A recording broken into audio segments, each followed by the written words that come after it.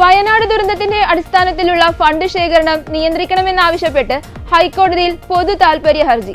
സർക്കാരിൽ നിന്നും മുൻകൂട്ടി അനുമതി വാങ്ങാതെയുള്ള ഫണ്ട് ശേഖരണം തടയണമെന്നാവശ്യപ്പെട്ട് കാസർഗോഡ് സ്വദേശിയും ചലച്ചിത്ര നടനുമായ അഡ്വക്കേറ്റ് സി ഷുക്കൂറാണ് ഹർജി നൽകിയത്. നിരവധി സംഘടനകൾ അവരുടെ അക്കൗണ്ട് വഴി വിവിധ തലങ്ങളിൽ നിന്നും ഫണ്ട് ശേഖരിക്കുകയാണ്. ഈ ഫണ്ടുകൾ ശേഖരിക്കുന്നതും വിനിയോഗിക്കുന്നതും നിരീക്ഷിക്കുന്നതിനോ മേൽനോട്ടം വഹിക്കുന്നതിനോ ഒരു സംവിധാനവും നിലവിലില്ലെന്നും ഹർജിയിൽ പറയുന്നു. നിലവിൽ മുഖ്യമന്ത്രിയുടെ ദുരിതാശ്വാസ നിധിയിലേക്ക് സമൂഹത്തിന്റെ നാനാതുറകളിൽ നിന്നുള്ളവർ സംഭാവന നൽകി വരുന്നുണ്ട്. പ്രതിപക്ഷ നേതാവ് വി ഡി സതീശനും കോൺഗ്രസ് മുതിർന്ന നേതാവ് എ കെ ആന്റണിയും ദുരിതാശ്വാസ നിധിയിലേക്ക് സംഭാവന നൽകി. അതേസമയം മുണ്ടക്കൈ ചൂരൽമല ദുരിതബാധിതരുടെ പുനരധിവാസം 3 ഘട്ടങ്ങളിലായി നടപ്പിലാക്കുമെന്നാണ് മന്ത്രിസഭ ഉപസമിതിയുടെ തീരുമാനം. നിലവിൽ ക്യാമ്പുകളിൽ കഴിയുന്നവരെ താൽക്കാലികമായി പുനരധിവസിപ്പിക്കുന്നതാണ് 1ാം ഘട്ടം. ഇതിനായി ബന്ധുവീടുകളിൽ പോകുവാൻ താൽപ്പര്യമുള്ളവർക്ക് അതിനുള്ള സൗകര്യമൊരുക്കും.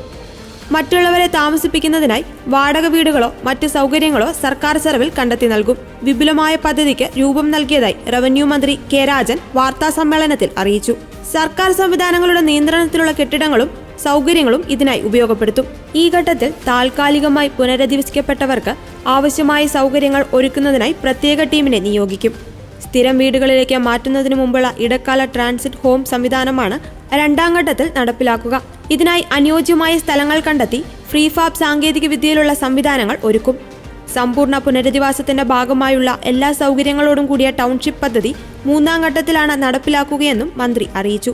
ക്യാമ്പുകളിൽ കഴിയുന്നവർക്ക് ആവശ്യമെങ്കിൽ വിദഗ്ധ കൗൺസിലർമാരുടെ സേവനം ലഭ്യമാക്കുന്നതിനുള്ള നടപടികൾക്ക് രൂപം നൽകിയിട്ടുണ്ട്. നിലവിൽ 136 കൗൺസിലർമാരുടെ സേവനമാണ് വിവിധ ക്യാമ്പുകളിലായി നൽകുന്നത്. ബാങ്ക് വായ്പകളുടെ തിരിച്ചടവുകളുമായി ബന്ധപ്പെട്ട വിഷയങ്ങൾ ചർച്ച ചെയ്യുന്നതിന് ചീഫ് സെക്രട്ടറിയുടെ നേതൃത്വത്തിൽ സ്റ്റേറ്റ് ലെവൽ ബാങ്കിംഗ് കമ്മിറ്റിയുടെ ഒരു അടിയന്തര യോഗം വിളിച്ചു ചേർക്കുവാൻ തീരുമാനിച്ചിട്ടുണ്ട്.